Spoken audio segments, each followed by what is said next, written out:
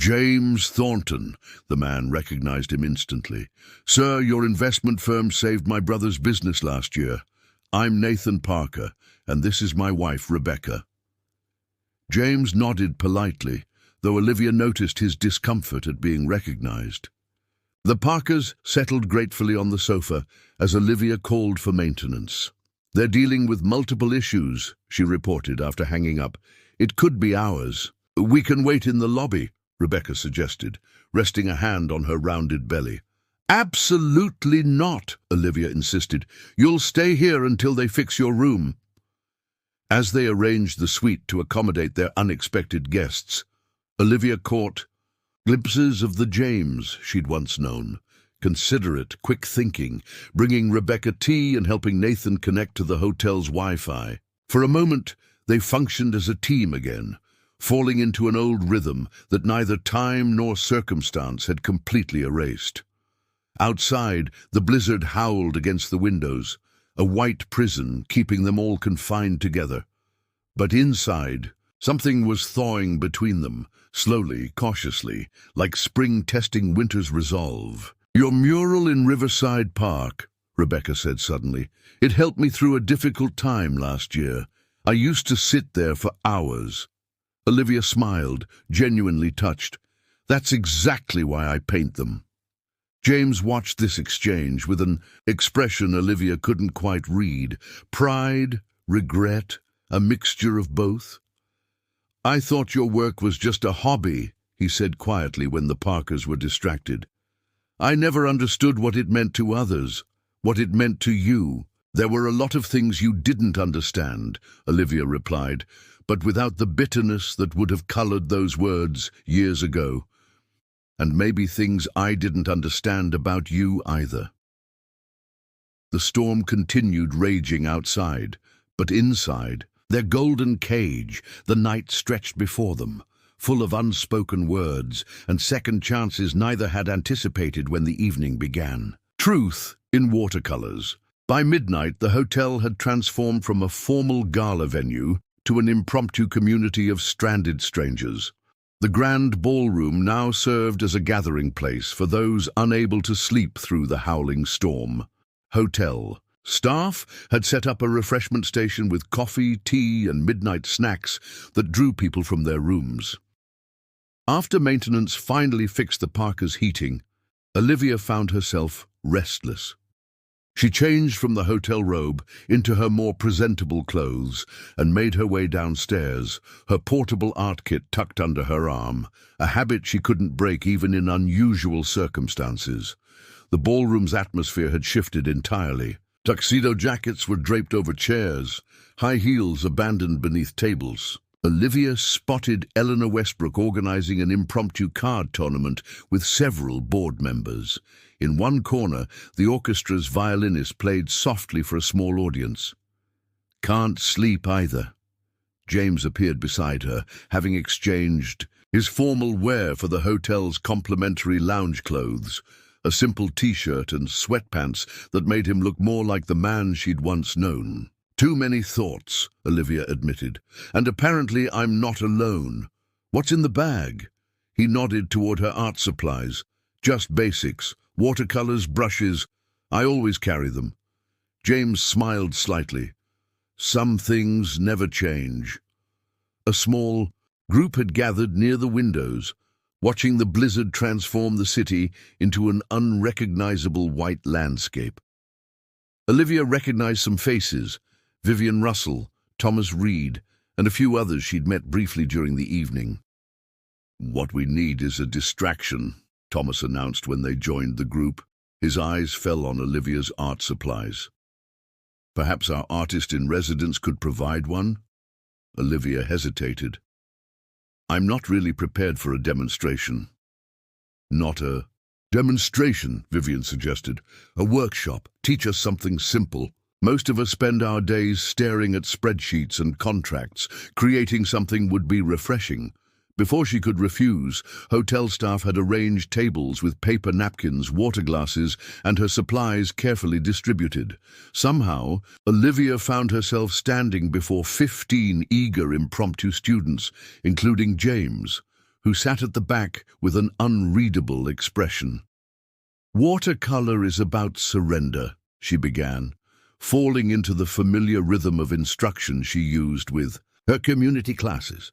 "You guide the water, but ultimately it follows its own path." As her students attempted simple landscape techniques, Olivia circulated among them, offering guidance. When she reached James, she found him struggling with a mountain scene. His brow furrowed in concentration. "You're trying to control it too much," she said softly, taking the seat beside him. "That was always your way." "Old habits," he conceded, looking up at her. "I built my career on controlling outcomes. Here," she guided his hand gently, "let the colors blend naturally. See what happens when you trust the process." The casual touch sent an unexpected current between them. For a moment, they were transported back to her tiny apartment studio where she'd first tried teaching him to paint. His frustration, her patience, both of them laughing as his attempts devolved into abstract blobs. "I never told you why I really ended things," James said abruptly, his voice low enough that only she could hear. His brush continued moving across the paper, no longer attempting mountains, but creating abstract shapes instead. "It wasn't just ambition." Olivia's hand stilled. 7 years later seems an odd time for confessions. "My father was facing bankruptcy," he continued, eyes fixed on his painting. "The investment opportunity in Chicago was my only chance to save my family's business, but it meant abandoning everything we'd planned." "You could have told me," Olivia replied, processing this new information. "We could have figured something out together." "Pride," he admitted. "Stubbornness. I thought I needed to solve it alone. By the time I'd stabilized things, you'd moved on with your life. Your mural work was taking off, and I assumed you wouldn't want me back." Across the table, Vivian was creating surprisingly competent brushstrokes for a beginner. "Art reveals truths we hide even from ourselves," she commented, not looking up from her work. "That's why I publish it alongside all those technical articles. Buildings without art are just structures." Thomas nodded, his own painting a spectacular mess of colors. "My late wife was a painter. She always said creativity heals what logic cannot reach." Olivia watched as the group focused on their watercolors. Barriers of social status temporarily dissolved. Rebecca and Nathan Parker had joined them, Rebecca painting tiny baby footprints with tender care. The pregnant woman caught Olivia watching and smiled. "Our first," she explained, "due in 3 weeks. Your mural helped us decide to start a family," Nathan added unexpectedly. "The one with children flying kites in different colors. It made us believe in possibility again." Tears pricked unexpectedly at Olivia's eyes. She'd never fully understood the ripple effects of her work until tonight, how her art touched lives in ways she couldn't have anticipated. James was watching her, something shifting in his expression. "I drove past your Riverside Park mural every day for a year," he confessed quietly. "I'd take detours just to see it, to see some part of you." Outside, the storm continued its assault, but inside, a different kind of storm was brewing, one of revelations and truths long buried beneath years of silence and assumption. As the watercolors bled and blended on napkins across the table, so too did the rigid boundaries between past and present, between what was lost and what might still be found. "Sometimes," Olivia said finally, meeting his gaze, "the most beautiful art comes from the mistakes we never planned to make."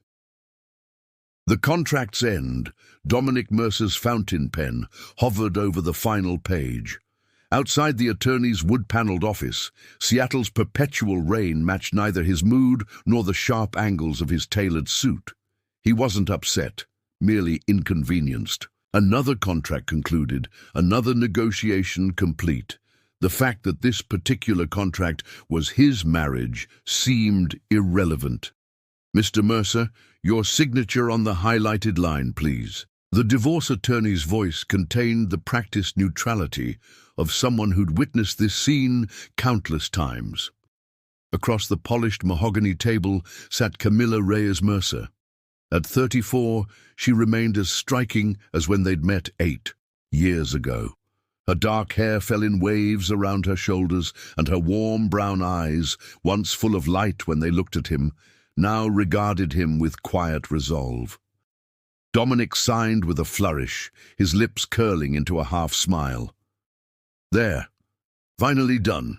He slid the papers toward the center of the table, his platinum wedding band already conspicuously absent. "Ms. Reyes, your signature as well," the attorney said, turning the documents toward Camilla. Dominic checked his watch, a limited edition timepiece worth more than most people's annual salaries. He had a board meeting in 40 minutes. Irritation flickered across his face. This was taking too long. "Could we possibly expedite this?" he asked, no one in particular. Camilla looked up, her pen pausing. 6 years of marriage and you can't spare 5 minutes to end it properly." Something in her tone made Dominic actually look at her, really look at her, for what felt like the first time in years. She'd worn a simple emerald dress that complemented her olive skin. No ostentation, no designer labels he'd insisted upon during their marriage. Just Camilla, authentic and unadorned. She signed without hesitation, a smooth, flowing signature that stood in stark contrast to his sharp, angular scrawl. "Congratulations," the attorney said dryly. "You're officially divorced." Camilla stood, gathering her small leather portfolio. She hadn't brought lawyers or demands beyond what was rightfully hers, her art studio, her personal investments, and a surprisingly modest settlement considering Dominic's billions. "I wish you well, Dominic," she said, extending her hand professionally.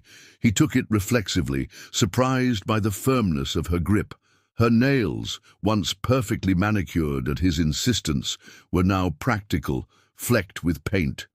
Artist's hands. "You too," he replied automatically, "though I imagine things might be challenging without access to the lifestyle you've grown accustomed to."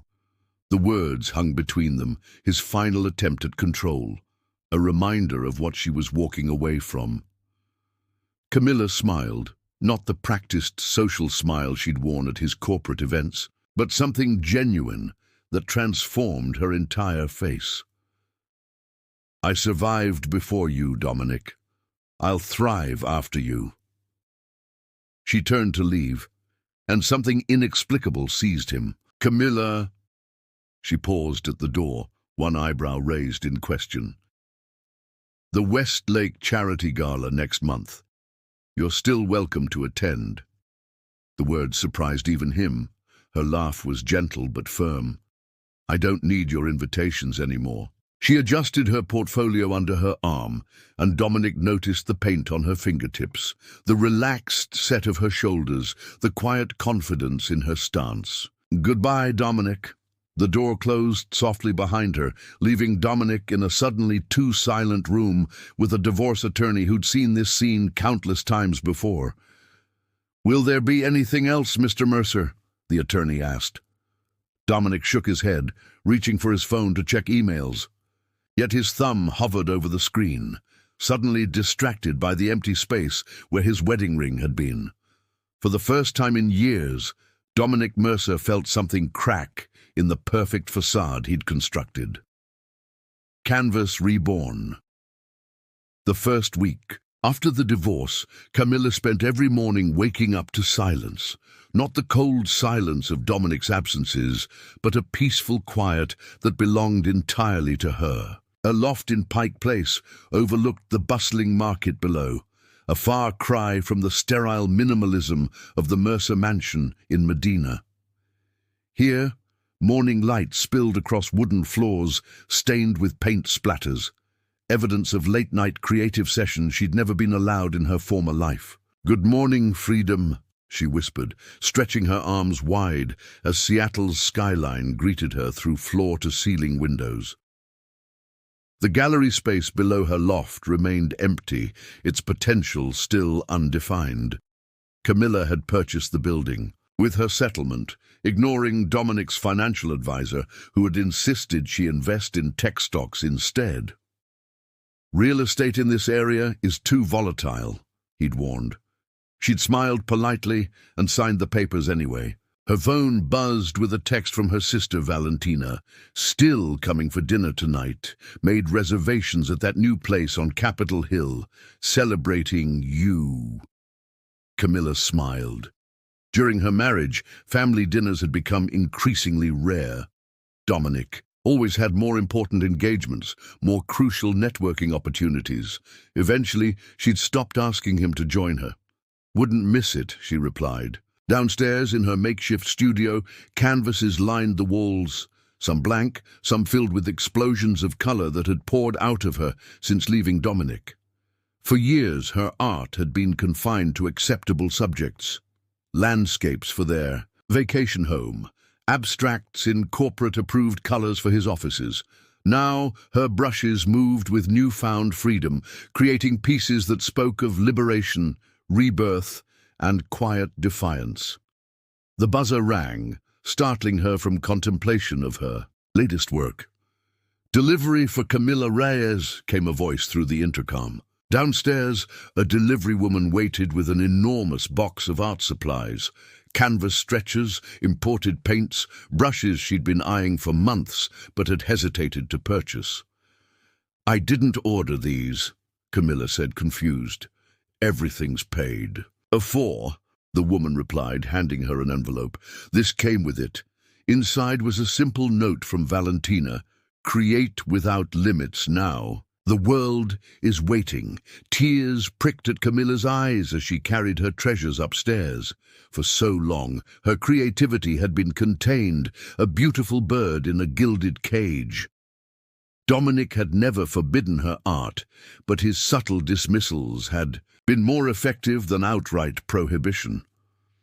"It's a lovely hobby," he'd say, emphasizing the last word while discussing million-dollar deals.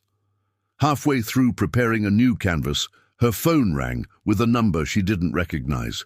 "Ms. Reyes, this is Thomas Blackwood from Evergreen Gallery.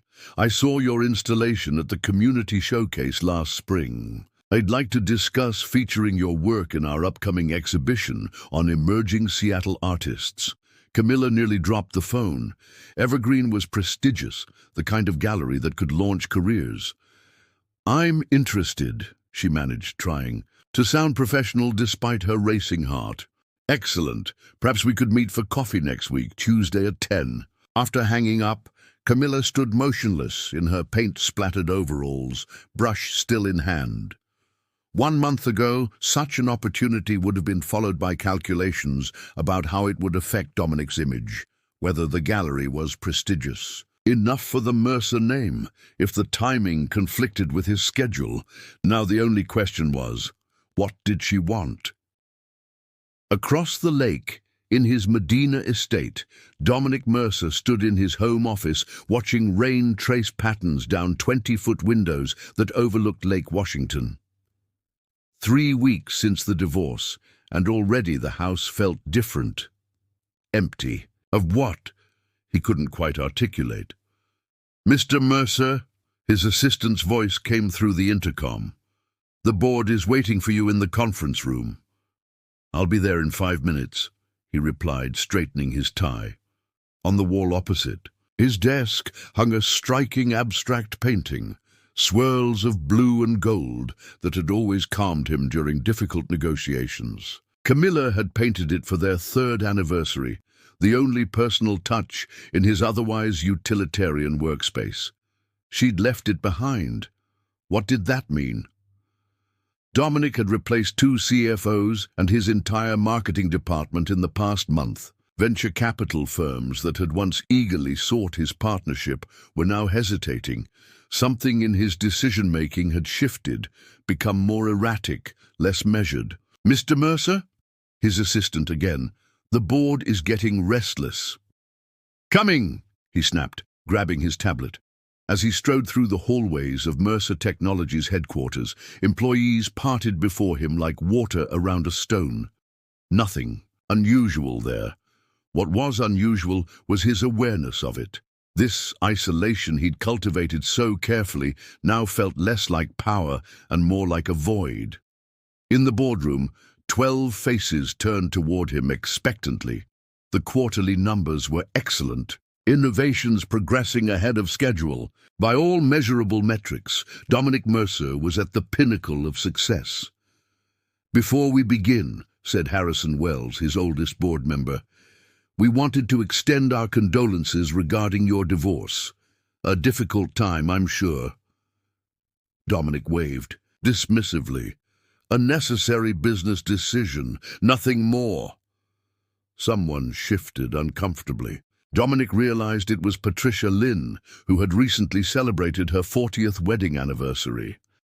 "Let's proceed with the agenda," he said sharply, uncomfortable with the scrutiny. The Tokyo expansion. Later, returning to his empty house, Dominic loosened his tie and poured himself a scotch. The housekeeper had left dinner in the warming drawer, but he wasn't hungry. Instead, he wandered into rooms he rarely entered, spaces Camilla had once filled with life and warmth. In what had been her reading room, bookshelves stood half empty. She'd taken her favorites but left behind coffee table books on architecture and design, things she'd selected to please him. The room still smelled faintly of her perfume, something with jasmine and vanilla notes. His phone rang. His lawyer. "Mr. Mercer, just following up on the Reyes properties. As instructed, we've investigated purchasing options for the Pike Place building, but Miss Reyes has already declined 2 offers, including one well above market value." Dominic frowned. He'd assumed everything had a price. "Keep trying," he said before hanging up. On his desk lay an invitation to a gallery opening. Normally, he'd ignore such things or send an appropriate donation in his absence. But the featured artist's name caught his eye. Camilla Reyes, not Reyes Mercer. Just Reyes. His reflection in the window looked back at him, surrounded by all his success and none of her light. Hollow victories. The applause echoed through evergreen galleries' vaulted ceilings as Camilla concluded her brief speech. 6 months, post-divorce, and she barely recognized herself in the reflection of the gallery's polished surfaces.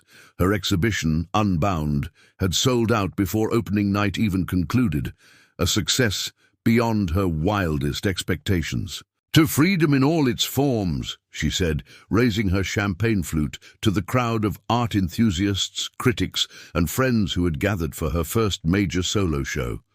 Thomas Blackwood, the gallery owner, beamed beside her. At 53, his salt and pepper beard and kind eyes had become a comforting presence in her new life. "I told you they'd love it," he whispered. "You've captured something universal in these pieces." The centerpiece of her exhibition, a massive triptych titled Chrysalis, depicted a woman's transformation from confinement to flight. Camilla hadn't intended it as autobiography, but the parallels were undeniable. "Ms. Reyes?"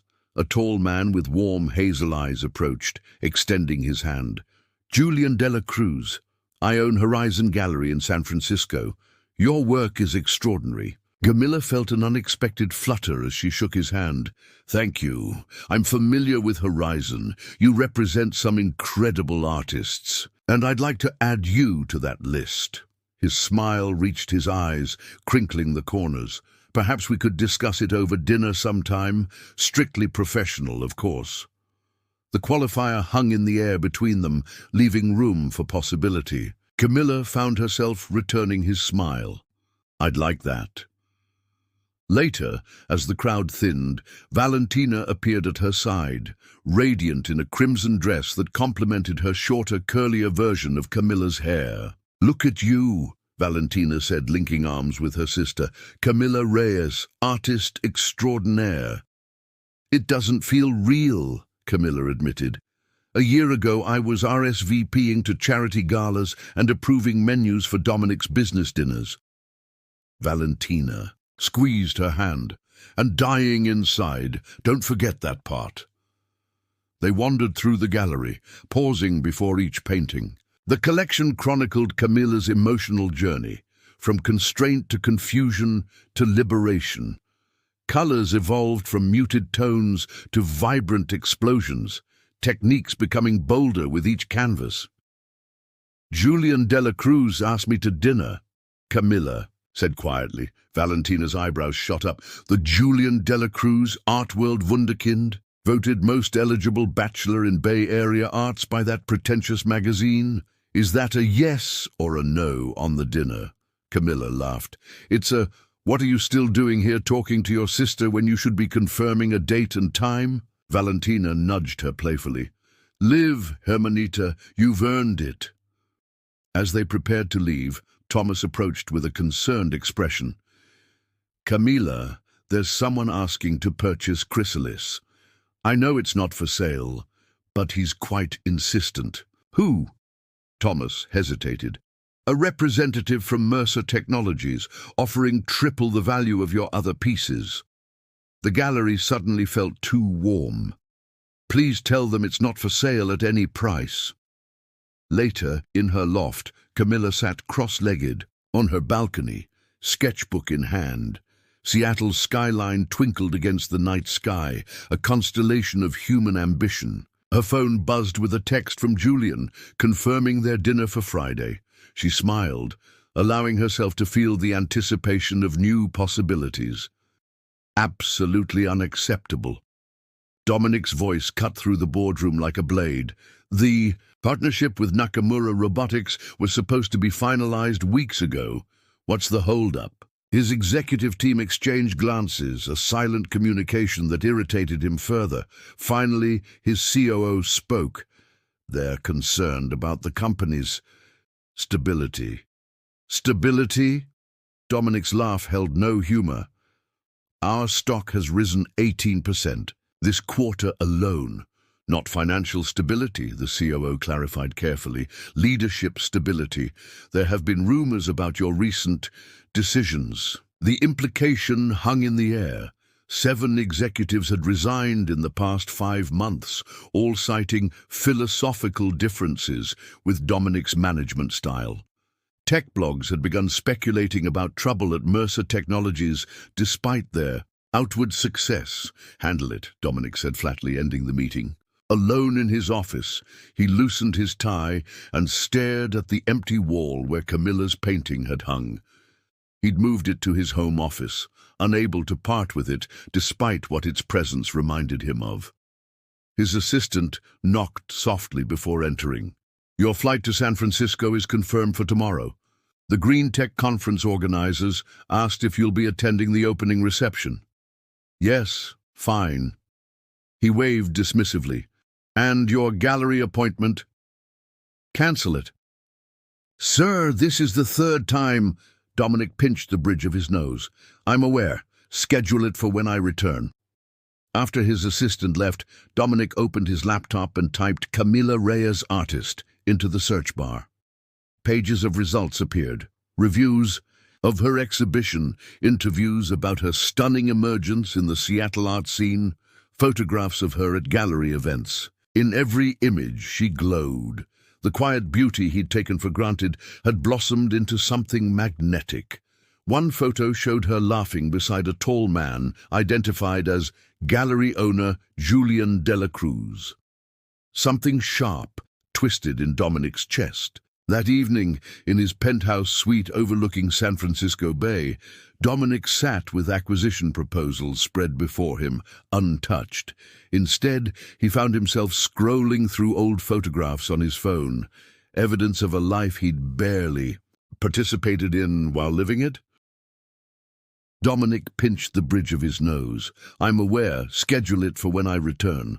After his assistant left, Dominic opened his laptop and typed "Camilla Reyes Artist" into the search bar. Pages of results appeared.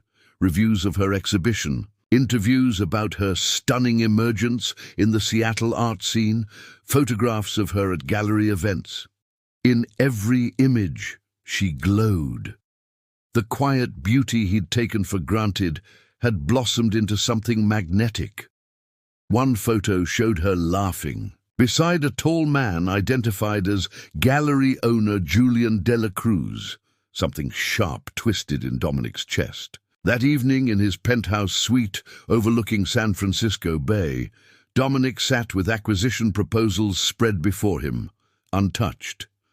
Instead, he found himself scrolling through old photographs on his phone, evidence of a life he'd barely participated in while living it. Camilla in Paris, smiling beneath the Eiffel Tower while he took a business call. Camilla at their anniversary dinner, her smile not quite reaching her eyes as he checked emails between courses. Camilla in their kitchen, on a rare Sunday morning when he'd been home, pancake batter on her cheek, laughing at something he couldn't remember. The knock at his door came at precisely 9 p.m. Right on time. Mr. Mercer, his acquisition specialist, entered carrying a portfolio.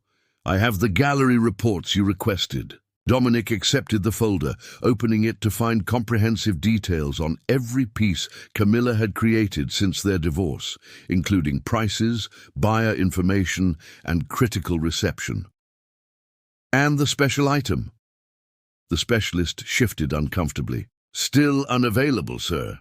The artist explicitly refuses to sell that particular piece." Dominic dismissed him with a nod, turning to the window. Beyond the glass, fog rolled across the bay, shrouding the city in mysterious layers. Tomorrow's technology conference would announce Mercer Technologies' revolutionary AI system, a triumph that would cement his legacy in the industry. Yet as he stood in his immaculate hotel suite, surrounded by the trappings of success, Dominic Mercer couldn't shake the feeling that he'd miscalculated something essential, a variable he'd failed to consider until it was gone. On the coffee table, his phone lit up with a notification, a business journal alert featuring his own face alongside the headline, "Mercer Technologies soars while founder flounders. Can success survive without stability?" Below it, a smaller headline caught his eye. "Emerging artist Camilla Reyes announces collaboration with Horizon Gallery's Julian de la Cruz." Dominic closed the folder containing evidence of his obsessive tracking of the woman who had once been his wife. The irony wasn't lost on him. He, who had barely noticed her presence during their marriage, now couldn't stop monitoring her absence. Reflections edge rain, battered San Francisco streets as Julian held an umbrella over both their heads, guiding Camilla through the crowded sidewalk. 10 months post-divorce, and she'd found rhythm in this new life, dividing her time between Seattle and San Francisco, between creation and connection. "You're quiet tonight," Julian observed as they ducked into the intimate Italian restaurant they'd discovered on their third date. "Still processing the gallery meeting?" Camilla nodded, shaking raindrops from her coat. "Horizon International wants to feature my work in their Tokyo exhibition. It's overwhelming."